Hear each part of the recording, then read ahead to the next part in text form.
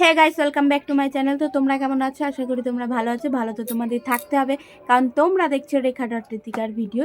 তো আজকের ভিডিওটা আজকে সরস্বতী পুজো, তো সবাইকে হ্যাপি সরস্বতী পুজো।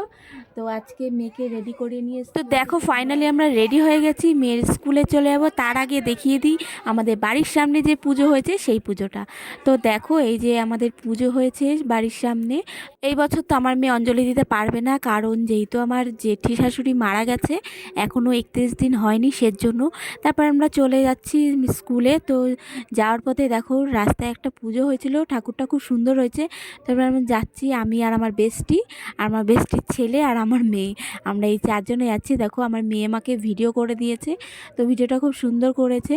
তো দেখো চলে আসলাম আমরা স্কুলে, কিন্তু স্কুলে এসে দেখছি এখনও পুজো হয়নি। তার কারণ হলো গিয়ে এবছর তো সবাই জানো যে 12টা সাড়ে 12টার সময় পুজো শুরু হবে। তো সেজন্য আমরা দেরি করে গেছি, তার সত্ত্বেও আমরা স্কুল খোলা পেয়েছি। তো দেখো স্কুলের সামনে একটা পুজো হয়েছিল, তো ওইখান থেকে প্রসাদ দিচ্ছিলো, তো আমরা প্রসাদটা খেয়ে নিলাম।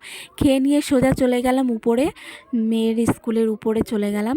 তো দোতলায় গিয়ে আমরা একটুখানি ভিডিও করলাম, রিলস করলাম, ফটো তুললাম। তো তারপরে চলে আসলাম, দেখো পুজো হয়ে গেছে, ফাঁকাও হয়ে গেছে ঘরটা। তো আমরা প্রসাদ নিলাম, তো দেখো প্রসাদটা নিয়ে নিলাম। এবার প্রসাদটা খেয়ে নেবো, খেয়ে নিয়ে বাড়ির দিকে রওনা করব, কারণ অনেকটাই দেরি হয়ে গেছে। আর মেয়ে বায়না করছিল যে পার্কে যাবে, তো এখন কোনো পার্কই খোলা নেই।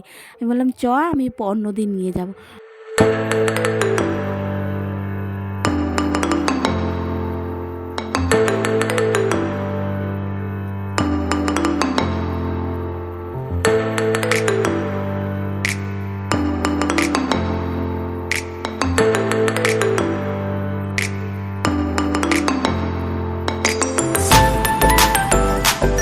তো দেখো আমরা বাড়ি চলে এসেছি, বাড়ি চলে এসে দেখি আমাদের সামনে যে পুজোটা হয়েছিল ওখানে খিচুড়ি আয়োজন করছে।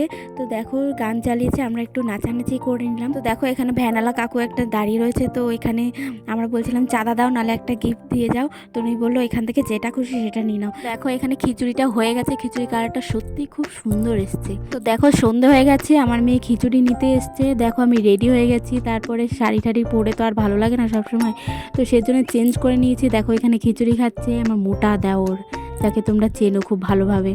তো দেখো তারপরে আমি চলে এসেছি রাস্তায়। চলে আসার পরে এখানে প্রতিযোগিতা শুরু হবে। তো প্রথমেই খেলা ছিল প্রতিযোগিতা, মোমবাতি খেলা, তারপরে মিউজিক্যাল বল ছিল।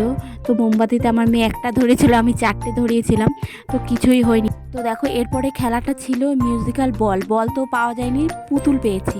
তো বাচ্চাদের পুতুল দিয়ে খেলিয়েছি। তো দেখো আগে খেলাটা দেখে নাও কত সুন্দর, হেব্বি মজার হয় খেলাটা, মানে যার হাতে গানটা স্টপ হবে সে আউট। তো ওরা মজা করে খেলছিল, তো সেই খেলায় আমার মেয়ে থার্ড হয়েছে। তো প্রাইজটা এই যে দেখো, প্রাইজটা খুব সুন্দর হয়েছে। তোমাদের বড়দের খেলাটা দেখাতে পারিনি, কারণ ভিডিওটাই করতে পারিনি। তো তোমাদের পরে যখন খেলা হবে তখন তোমাদের দেখিয়ে দেবো। আর ভিডিওটা তোমাদের কেমন লাগলে জানিও, ভালো লাগলে লাইক কমেন্ট শেয়ার ও সাবস্ক্রাইব করে দেবে। তো টাটা।